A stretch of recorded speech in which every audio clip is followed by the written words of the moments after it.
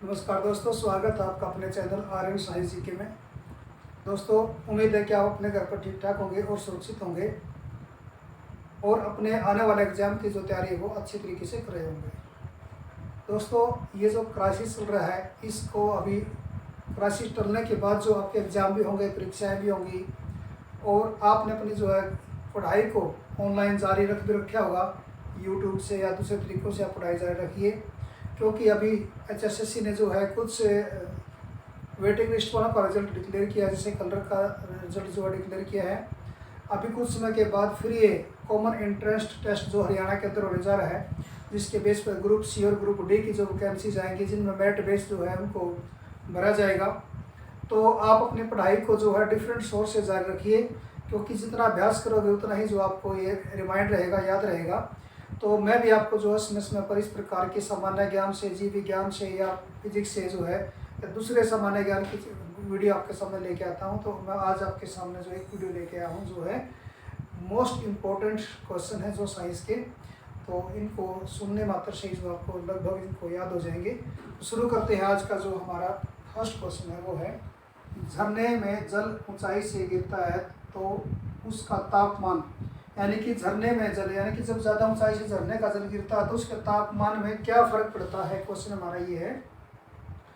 अमूमन आप लोग सोचते हो कि जब ऊपर से पानी गिरेगा तो वो ठंडा हो जाएगा, लेकिन मैं आपको इसको क्लियर करवाऊँ इस टॉपिक को। जब ऊपर से झरने से ऊपर पानी गिरता है तो वो नीचे आते आते उसका तापमान बढ़ जाता है, यानी कि बढ़ना शुरू हो जाता है। ये आपने विशेष ध्यान देना है कि जब झरने का जल काफ़ी ऊंचाई से गिराया जाता है तो उसका तापमान बढ़ जाता है। इसका एक रीज़न ये है कि जब ऊपर से पानी गिरता है और नीचे का जो पानी है, गर्म जो पानी है, उसमें से संवहन धाराएं बन जाती हैं। संवहन धाराएं क्या होती हैं, जो ऊपर की ओर जाती हैं और ऊपर से जब ठंडा पानी आता है, जो संवहन धाराएं जब ठंडे पानी में से गुजरती हैं तो उसके तापमान के अंदर क्या कर देती हैं, बढ़ोतरी कर देती हैं। तो ऊपर से गिरता हुआ जो पानी है झरने का, उसका तापमान क्या होता है, बढ़ जाता है। इम्पोर्टेंट क्वेश्चन है। अगला प्रश्न हमारा ये है, बर्फ पर दाब बढ़ाने से उसके गलनांक पर क्या प्रभाव पड़ता है, यानी कि मेल्टिंग पॉइंट के ऊपर। जब आप बर्फ़ के ऊपर प्रेशर इंक्रीज कर दोगे, प्रेशर बढ़ा देते हैं बर्फ़ के ऊपर, तो उसके मेल्टिंग पॉइंट में, यानी कि गलनांक में क्या प्रभाव पड़ता है, उसका गलनांक जो है घट जाएगा। प्रेशर बढ़ाने से गलनांक क्या होता है, घट जाता है। इम्पोर्टेंट प्रश्न है ये भी कि बर्फ पर दाब बढ़ाने से इसके गलनांक पर, यानी कि मेल्टिंग पॉइंट पर क्या प्रभाव पड़ता है, तो मेल्टिंग पॉइंट क्या हो जाएगा, उसका घट जाएगा। ये हमारा आंसर है। नेक्स्ट क्वेश्चन देख लेते हैं। अत्यधिक ऊंचे तापों की माप किससे की जाती है। ज़्यादा तापमान और ज़्यादा दूर के जो तापमान है, जैसे सूर्य का तापमान है, तारों का जो तापमान है, इसको मापने का जो किसके द्वारा मापे जाते हैं। हमारा प्रश्न ये है, अत्यधिक ऊंचे तापों की माप किससे की जाती है, पूर्ण विकिरण उताप मापी से।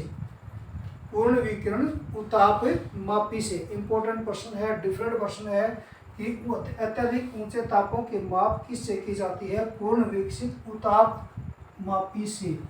ये इसका आंसर है, पूर्ण विकिरण उताप मापी से। नेक्स्ट क्वेश्चन है हमारा, विद्युत केतली में पानी कौन सी विधि द्वारा गर्म होता है। इलेक्ट्रिक केटल के अंदर जब पानी को हम गर्म करते हैं तो पानी कैसे गर्म हो जाता है, कौन सी विधि उसके अंदर होती है, तो संवहन विधि के द्वारा पानी गर्म हो जाता है। इलेक्ट्रिक केटल के अंदर, कि विद्युत केतली के अंदर पानी जो गर्म होता है तो उसके अंदर कौन सी टेक्निक जो काम करती है, वो टेक्निक काम करती है संवहन विधि के द्वारा, जो है उसमें पानी गर्म हो जाता है।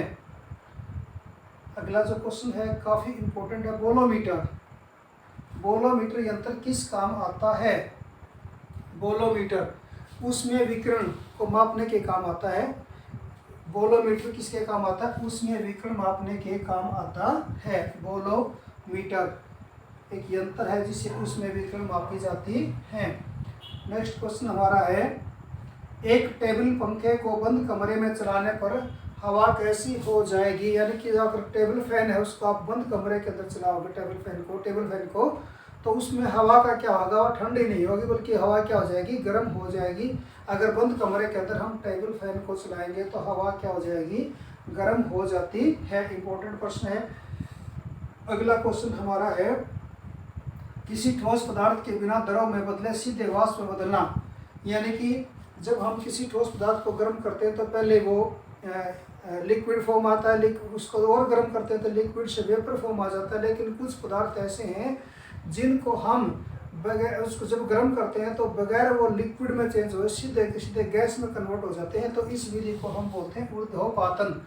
ऊर्ध्वपातन और इंग्लिश में बोलते हैं सब्लिमेशन, यानी कि ठोस पदार्थ को जब गर्म किया जाता है तो वो सीधा ही सब्लिमेट हो जाता है, यानी कि लिक्विड में चेंज होने के बजाय ठोस से कन्वर्ट हो जाता है वेपर के अंदर। तो इस प्रक्रिया को बोलते हैं सब्लिमेशन या ऊर्ध्वपातन विधि इसको बोलते हैं। काफ़ी इंपॉर्टेंट प्रश्न है। उत्तर हमारा क्या ऊर्ध्वपातन इसका आंसर है। अगला प्रश्न हमारा देख लेते हैं। दाब बढ़ने पर किसी द्रव का क्वथनांक पर क्या प्रभाव होगा। क्वथनांक बॉइलिंग पॉइंट जो है, प्रेशर इंक्रीज कराएंगे तो बॉइलिंग पॉइंट पर क्या प्रभाव होगा। बॉइलिंग पॉइंट क्या होगा, बढ़ जाएगा। अगर हम दाब बढ़ाएंगे तो द्रव का क्वथनांक यानी कि लिक्विड है उसके क्वथनांक के ऊपर यानी कि बॉइलिंग पॉइंट के ऊपर जो है जिस टेम्परेचर के ऊपर वो उबलना शुरू कर देता है तो उसके ऊपर क्या प्रभाव पड़ेगा, तो वो क्या होगा, बढ़ जाएगा। प्रेशर कुकर इसका एक बढ़िया एग्जांपल है जिसके अंदर हम खाना बनाते हैं। प्रेशर बढ़ाने से क्या होता है, उसका बॉइलिंग पॉइंट क्या होता है, बढ़ जाता है। अगला प्रश्न देख लेते हैं। अच्छे उत्सर्जक अच्छे अवशोषक होते हैं, यह नियम किसका है। यानी कि जो ज़्यादा हीट ऑब्जॉर्व करते हैं तो इतनी ही वो रेडिएट भी करते इतनी छोड़ते हैं, यानी कि अच्छे अवशोषक जो होते हैं वो अच्छे परावर्तक भी होते हैं। ये एग्जाम्पल किसका दिया हुआ है, किरचॉफ का नियम है। किसका नियम है ये किरचॉफ का नियम है कि अच्छे जो अवशोषक होते हैं उत्सर्जक होते हैं वो अच्छे अवशोषक भी होते हैं। यानी कि ज़्यादा अवशोष करेंगे तो किसी हीट को अवशोष करेंगे तो क्या उसको उत्सर्जित भी इतना ही करते हैं। तो अच्छे उत्सर्जक अच्छे अवशोषक भी होते हैं। ये नियम किसने दिया था, किरचॉफ का नियम है ये। अगला प्रश्न हमारा है। थर्मस फ्लास्क के आविष्कारक कौन हैं। थर्मस फ्लास्क या थर्मोस जिसको बोलते हैं, जिसके अंदर आप कोई ठंडी चीज़ डालो ठंडी रहती है, अगर गर्म चीज़ डालते हैं तो गर्म ही रहती है। तो ये इसके अंदर इसका जो आविष्कार था वो किसने किया था, डिवार ने किया था। दीवार नहीं है, डिवार ने किया था। थर्मस फ्लास्क का आविष्कार किसने किया था, डिवार ने। नेक्स्ट क्वेश्चन हमारा है। उबलते जल की अपेक्षा भाप से आग अधिक जलता है। यानी कि जब अगर पानी के अंदर जो कई बार क्या होता है, ज़्यादा पानी गर्म होता है तो उससे आग जल जाता है, लेकिन भाप के अंदर अगर आग डालोगे तो वो और भी ज़्यादा जल जाता है पानी की अपेक्षा। इसका रीज़न क्या होता है कि भाप के अंदर यानी कि स्टीम के अंदर क्या होती है, गुप्त ऊष्मा होती है। भाप में गुप्त ऊष्मा के कारण जो है, भाप में गुप्त ऊष्मा के कारण उबलते जल की अपेक्षा भाप अधिक हाथ को जलाता है, यानी कि उसमें हीट ज़्यादा होती है। कौन सी हीट है इसमें, ये गुप्त ऊष्मा के कारण, भाप में गुप्त ऊष्मा के कारण जो है वो भाप उबलते जल की अपेक्षा ज़्यादा हाथ को जलाती है। नेक्स्ट क्वेश्चन हमारा है। रुद्धोष्म परिवर्तन एडियाबैटिक चेंज इसको बोलते हैं, में क्या होता है। यानी कि इस प्रकार के जो चेंज हैं जिसको रुद्धोष्म परिवर्तन बोलते हैं, या इंग्लिश में बोलेंगे तो उसको तो एडियाबैटिक चेंज बोलेंगे। उसमें क्या होता है, ऊष्मा अपरिवर्तित रहती है, यानी कि चेंज हो जाता है पदार्थ का, लेकिन ऊष्मा का जो मात्रा है वो सेम रहती है, ऊष्मा की मात्रा चेंज नहीं होती। इस प्रकार के जो चेंज होते हैं उसको हम क्या बोलते हैं, रुद्धोष्म परिवर्तन या एडियाबैटिक चेंज इसको बोलते हैं। इंपॉर्टेंट प्रश्न है, काफ़ी बार पूछ लिया जाता है एग्जाम के अंदर।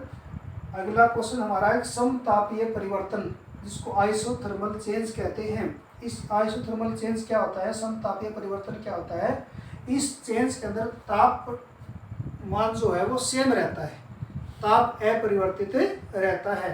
ये दोनों अलग अलग चीज़ है, ऊष्मा और ताप दोनों अलग अलग चीज़ हैं।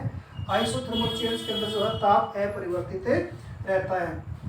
नेक्स्ट जो क्वेश्चन हम देख लेते हैं हमारा, संयांत है विस्कोसिटी की इकाई क्या होती है। गाढ़ापन, किसी भी तरह का जो विस्कोसिटी होती है यानी कि संयांता जो होती है उसके जो इकाई है मापने की वो क्या है, पवाइज है। पवाइज क्या इकाई इसकी, पवाइज इसकी है विस्कोसिटी की।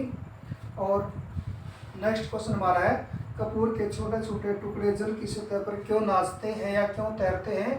पानी के पृष्ठ तनाव के कारण, यानी कि जो पानी होता है उसका जो सरफेस टेंशन होता है, सरफेस टेंशन के कारण जो है कपूर के छोटे छोटे टुकड़े जो होते हैं पानी के ऊपर नाचते हैं। पानी की सरफेस टेंशन के कारण ही जो है कपूर के टुकड़े उसके ऊपर नाचते हुए, छोटे टुकड़े उसके ऊपर नाचते हुए नजर आते हैं। इसको हम पृष्ठ तनाव बोलते हैं, यानी कि सरफेस टेंशन।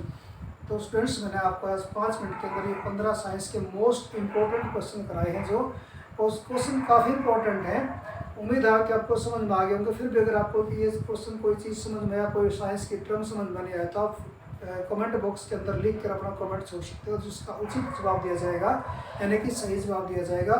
इसके अलावा भी अगर आप कोई और क्वेश्चन अगर आपको माइंड में आता है जो आप पूछना चाहते हैं, वो भी आप कमेंट बॉक्स में लिख के जो है मेरे को मैसेज कर सकते हैं, जिसका मैं आपको सेटिस्फाई करने के, आपको आंसर देने की भरपूर कोशिश करूँगा। तो आज के लिए इतना ही। अगर आपको वीडियो पसंद आए तो वीडियो को लाइक करिए, शेयर करिए, सब्सक्राइब करिए, सब्सक्राइब जरूर करिए, बेल आइकन का बटन भी दबाइए।